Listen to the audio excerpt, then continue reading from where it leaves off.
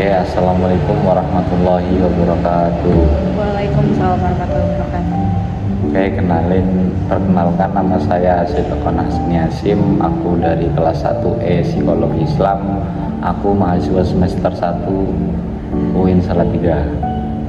Nah, di sini tuh aku mau bincang-bincang ya tentang trauma dengan Kak Najma. Kak Najma tuh mahasiswa semester 3 ya UIN Salatiga juga. Nah, sebelumnya bisa diperkenalkan diri. Oke, sebelumnya halo teman-teman, perkenalkan nama saya Najma Jamila. Saya dari kelas 3A Psikologi Islam. Sekarang saya semester 3 untuk NIM. Saya NIM akhir 018. Oke, saya kan lagi bahas trauma ya. Peristiwa apa sih yang paling traumatis di hidup Anda? Sebenarnya apa ya? Ada dua sih peristiwa traumatis dari keluarga sama dari teman sebenarnya. Kita bahas apa ya? Dari keluarga kali ya. boleh. Apa nih yang mau ditanyain Mas Sidkon? Kalau berkenan diceritakan trauma seperti apa ya yang kakak alami di keluarga tersebut sampai ada trauma dengan hal itu? Oke, mungkin kalau dari cerita awalnya ya, sebelumnya kan saya anak pertama, jadi ya mungkin Mas itu anak berapa? Anak kedua. Nah mungkin kalau anak pertama perempuan, cucu pertama pasti tahu lah ya beban yang dipikul tuh seperti apa dan harapan orang tua dan keluarganya tuh seperti apa. Jadi ayah saya itu lumayan bisa dibilang agak keras ya. Terus keluarga saya juga strict gitu loh, strict parents gitu. Jadinya ya lumayan agak trauma juga ya kalau misalkan gimana ya. Jadi pas kecil itu misalkan contoh kecilnya yang bikin saya trauma, misalkan ada barang yang rusak gitu kan. Tapi yang rusakin bukan aku, tapi adekku. Tapi ayahku pasti akan selalu menyalahkan anak pertama kayak kamu kan kakaknya, kayak aturan ngasih tahu adenya lah gini gitu, atau enggak kayak ya kan adenya nggak ngerti gitu tapi selalu yang disalahkan tuh anak pertama gitu. Akhirnya ada nggak sih kayak perubahan mental Anda ketika Anda mengalami hal tersebut, kayak takut apa atau takut apa gitu?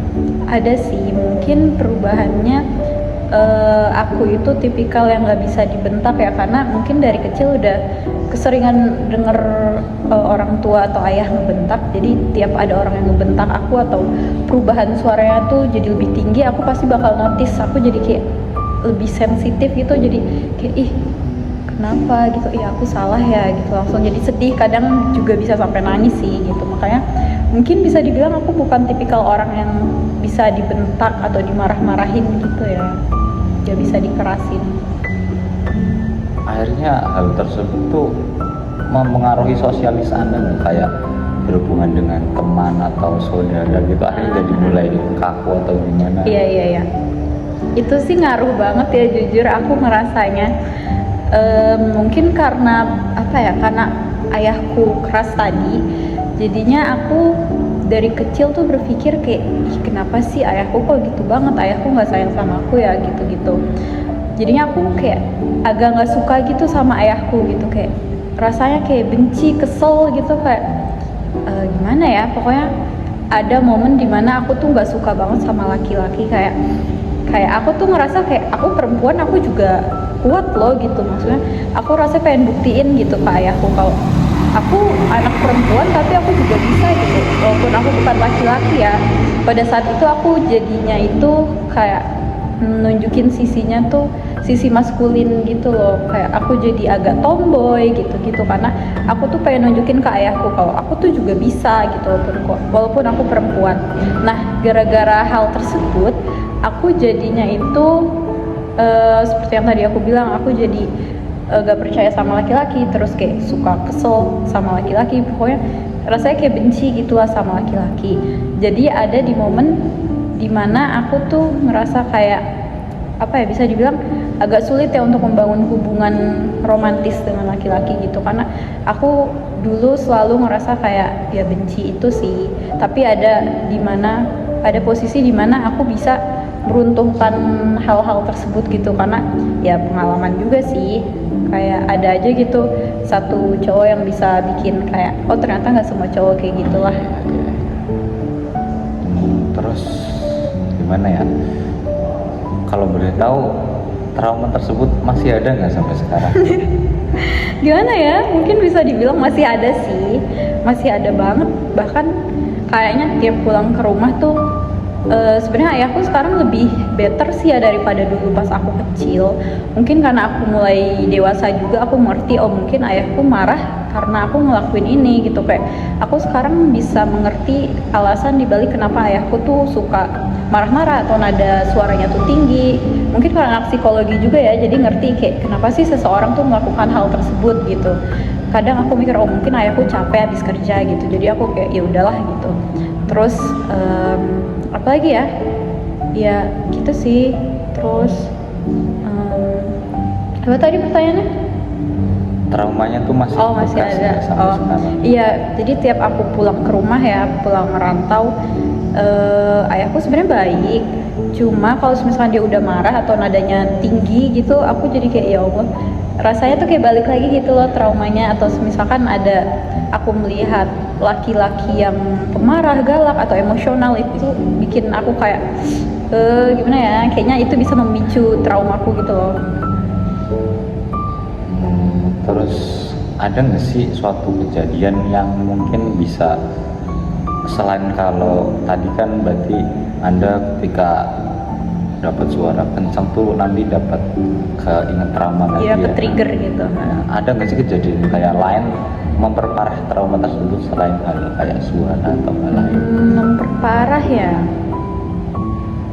mungkin kayaknya nggak ada sih ya kalau memperparah, karena makin lama makin dewasa, makin gede, makin paham gitu. Jadinya aku sekarang lebih santai aja sih menghadapi situasi seperti itu gitu. Maksudnya ya aku udah paham, oh ayahku tuh kayak gitu ya karena ini gitu loh, maksudnya ya udah ngerti juga. Jadinya sejauh ini sih belum ada lagi ya yang memperparah. Terakhir tuh pas aku SMA kayaknya, yang benar-benar kayak ya Allah, rasanya sorry banget ya teman-teman, tapi aku juga pernah loh mengalami di masa kayak aku tuh udah capek hidup karena aku merasa gak ada yang sayang sama aku gitu. Terus aku pengen bunuh diri aja lah gitu, kayak tahu nggak sih yang self harm yang gini-gini, itu aku juga pernah ya teman-teman. Jadi ya itu sih posisi paling berat di saat-saat SMA, SMP. Kalau bisa dibilang Anda tuh sekarang udah sembuh atau belum dari trauma tersebut? Dibilang sembuh kayaknya belum juga sih ya, karena aku belum pernah konsultasikan ini ke psikolog sebelumnya. Jadi aku merasa bisa dibilang mungkin inner childku masih ada gitu, dan belum sepenuhnya total 100% lah sembuh. Kalau kepikiran pengen ke psikolog untuk membahas ini ada atau enggak, ada banget, bahkan sering, cuma belum kesampaian aja sih, karena belum aku ngerasa tidak ada hal yang men-trigger aku lagi akhir-akhir ini, makanya aku tidak berpikiran untuk ke psikolog lagi, karena aku merasa ya udah gitu, udah berlalu juga gitu. Walaupun kadang-kadang ayahku juga masih suka marah-marah ya, cuma ya udahlah gitu, udah biarin aja. Lagian juga kan sekarang ngerantau, jadi lebih banyak waktu gak deket-deket sama ayah gitu, jadinya ya udah. Terus berarti bisa dibilang Anda tuh menyembuhkan dengan sendirinya atau gimana ya? Ya mungkin bisa dibilang kayak gitu ya, tapi nggak bisa dibilang sendirinya juga ya. Mungkin lebih ke teman-teman kali ya. Teman-teman tuh selalu support, terus juga kebetulan mamaku tuh orang yang suportif banget. I love my mom so much gitu, kayak mamaku tuh selalu dia tuh penyabar banget, jadi dia tuh selalu kayak ngasih tahu ya udahlah, mungkin ayahku tuh seperti itu karena capek kerja bla bla bla gitu. Jadinya aku juga kayak ya udahlah, bahkan aku juga yakin pasti yang dirasa mamaku lebih berat dibandingkan aku, jadi itu juga sih yang bikin aku lebih kuat gitu, lebih ya udah aku harus kuat gitu. Terus ya teman-teman juga sih di sini yang bikin aku lebih apa ya, bisa dibilang nyembuhin juga. Karena kalau di rumah tuh ya di Tangerang aku kan anak strict parents, jadi nggak bisa bebas main kemana-mana gitu loh, pasti kan akan dibatasi. Nah jadinya di situ kalau di rumah aku merasa aku tidak bisa mengeluarkan sisi aku yang aslinya gitu loh. Sedangkan kalau di Salatiga sama teman-teman tuh aku ngerasa aku bisa jadi diriku sendiri gitu. Makanya mungkin itu juga ya yang bikin aku lebih better daripada dulu. Berarti lingkungan tuh dapat mempengaruhi dalam penyembuhan trauma ya Kak? Iya betul sih, kalau lingkungannya positif, terus pikirannya juga positif, insya Allah bisa lah. Terus kalau menurut kakak, orang-orang yang mengalami traumatis itu tahap-tahap cara penyembuhan dengan dirinya sendiri itu gimana sih? Gimana ya, sebenarnya tiap orang tuh berbeda-beda sih. Kalau aku mungkin tahap pertamanya bertanya-tanya sih ya, kayak kenapa sih ayahku kayak gitu. Terus tahap selanjutnya aku jadi kayak kesel, marah gitu sama ayahku, kayak ih ayahku nggak sayang sama aku, ayahku jahat gitu, bla bla bla gitu. Terus sampai pada tahap aku mengerti kenapa ayahku seperti itu gitu. Kayak ya mungkin udah damai juga lah ya, bisa dibilang damai karena aku udah mengerti oh alasan ayahku bicaranya tinggi, mungkin apa ya, alasan dia marah-marah mungkin karena itu gitu. Jadinya aku udah paham juga. Terus sampai di tahap apa lagi ya terakhir? Kalau sekarang sih aku ngerasanya aku di tahap damai aja sih, kayak oh ya udah gitu, ayahku emang gitu kok gitu. Ya mungkin alasan dibalik dia kayak gitu ya dulunya dia juga mengalami hal yang sama mungkin.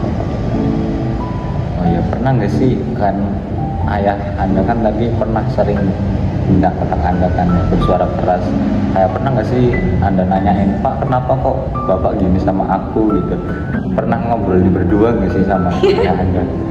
Menarik nih, sebenarnya belum pernah sih ya, karena gimana ya, mungkin karena dari kecil ayahku keras, jadinya aku nggak pernah berusaha untuk lebih dekat dengan ayahku. Dan aku juga gimana ya, pas udah gede sebenarnya ayahku terlihat berusaha untuk lebih dekat dengan anak perempuannya ya, cuma mungkin karena aku udah terlanjur kayak "Ih, apa sih gitu", jadinya aku tidak berusaha untuk lebih dekat dengan ayahku juga. Sebenarnya itu gak boleh ya guys, cuma mungkin karena rasa trauma itu aku ada pikiran negatif kayak alah palingan ayahku baik ntar juga gitu lagi gitu. Makanya aku biasa aja gitu kalau ke ayahku, nggak yang kayak apa ya, aku juga jujur belum pernah sih ngobrolin berdua sama ayahku kayak nanyain kenapa sih ayah kayak gitu-gitu, itu belum pernah sih. Tapi kalau menurut anda tuh perlu nggak sih kalau ngobrolin berdua tentang ibu sama ayah? Sebenarnya itu perlu guys, itu perlu banget supaya kita bisa tahu perspektif dari ayah kita tuh seperti apa. Jadi kita juga tahu alasan kenapa sih ayah kita tuh selama ini kayak gitu gitu. Terus juga menurutku kita perlu ngobrolin berdua sama ayah kita ya, supaya kita juga tahu perspektif dari kita tuh seperti apa selama ini yang kita alami gitu. Jadinya ayah kita juga bisa memahami oh ternyata selama ini loh yang anakku rasain gitu. Berarti selama ini ketika mendapat gangguan kekerasan yang dibilang, berarti perlakuan ayah ceritanya ke siapa? Hah? Kalau aku dulu pas kecil, nggak pas kecil juga ya, SMP SMA gitu, aku selalu punya buku diary gitu, buku jurnal gitu. Aku selalu nulis di situ, atau enggak di HP juga bisa, atau enggak kayak upload di story gitu. Iya gitu. Terus atau enggak di Twitter.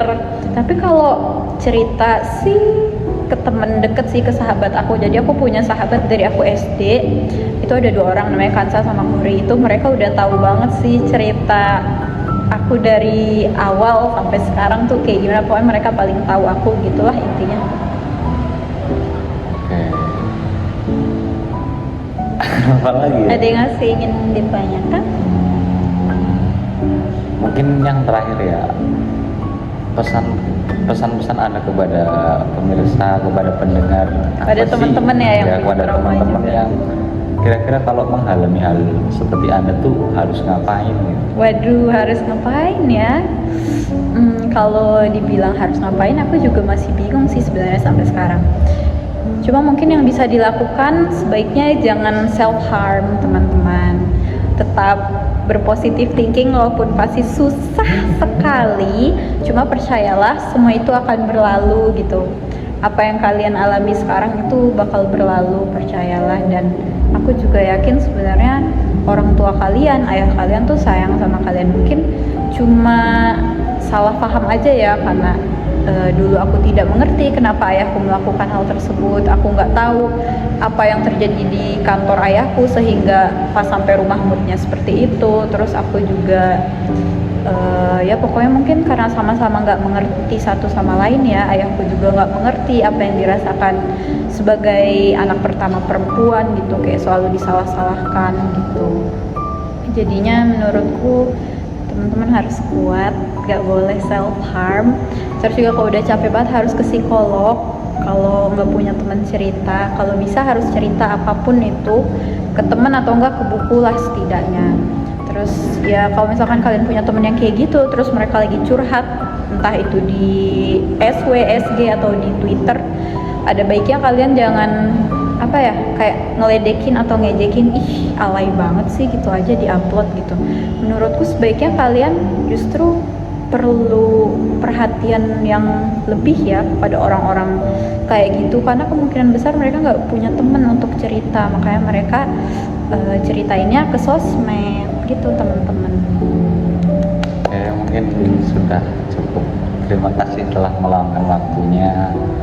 Jadi itu teman-teman ya, pengalaman dari Mbak Nesma yang menceritakan pengalaman trauma, berani menceritakan pengalaman traumanya di video kali ini. Terima kasih atas waktunya. Saya Sultan Hasani Hasim. Wassalamualaikum warahmatullahi wabarakatuh. Waalaikumsalam warahmatullahi wabarakatuh.